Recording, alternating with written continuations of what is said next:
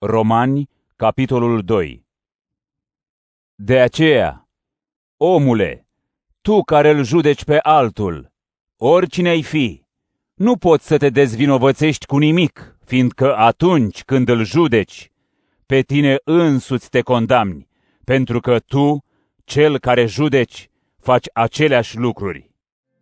Noi știm că judecata lui Dumnezeu împotriva celor care săvârșesc asemenea lucruri este după adevăr. Și tu, omule, care îi judeci pe cei ce fac aceste lucruri, însă tu faci la fel, crezi oare că vei scăpa de judecata lui Dumnezeu? Sau disprețuiești bogăția bunătății, a îngăduinței și a răbdării lui? Nu știi că bunătatea lui Dumnezeu te îndeamnă la pocăință? Dar prin împietrirea și inima ta nepocăită îți aduni mânie pentru ziua mâniei și a descoperirii dreptei judecăți a lui Dumnezeu, care îi va da fiecăruia după faptele lui. Viață veșnică celor care, stăruind în fapte bune, caută slavă, cinste și nestricăciune, însă mânie și urgie celor care din iubire de ceartă nu se supun adevărului, ci nedreptății.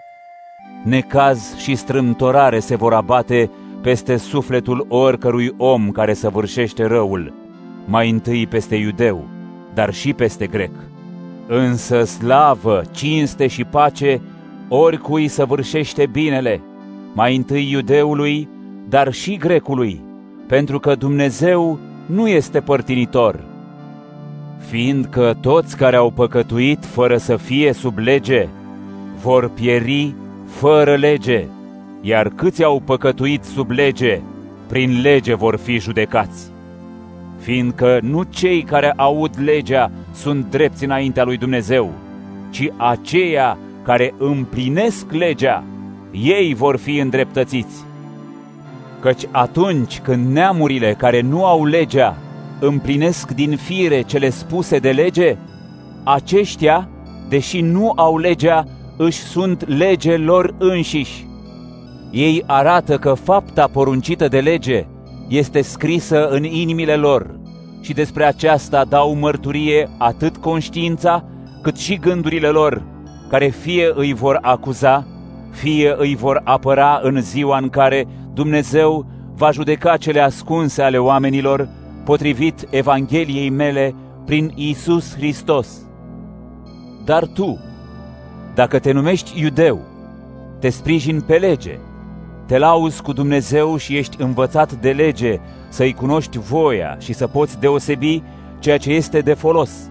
Dacă ești convins că ești călăuză pentru cei orbi, lumină pentru cei din întuneric, îndrumător pentru cei neștiutori, învățător pentru copii, fiindcă ai în lege măsura cunoașterii și a adevărului, tocmai tu, care îi înveți pe alții, pe tine însuți nu te înveți?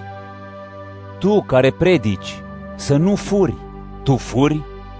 Tu care spui să nu trăiești în desfrâu, tu trăiești în desfrâu? Tu care urăști să te atingi de idoli, tu jefuiești temple? Tu care te lauzi cu legea, tu îl necinstești pe Dumnezeu prin călcarea legii, fiindcă din cauza voastră numele lui Dumnezeu este batjocorit între neamuri, așa cum stă scris. Circumcizia, într-adevăr, este de folos dacă păzești legea, dar dacă încalci legea, circumcizia ta a devenit necircumcizie. Așadar, dacă cel necircumcis păzește hotărârile legii, oare necircumcizia lui nu îi va fi considerată circumcizie?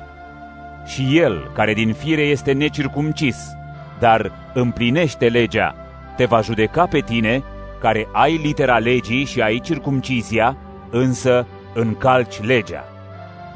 Fiindcă iudeu nu este cel care se arată pe din afară și nici circumcizie aceea ce se arată pe din afară în trup, ci iudeu este cel în ascuns, iar circumcizia este a inimii, în duh, nu în literă, și lauda lui nu vine de la oameni, ci de la Dumnezeu.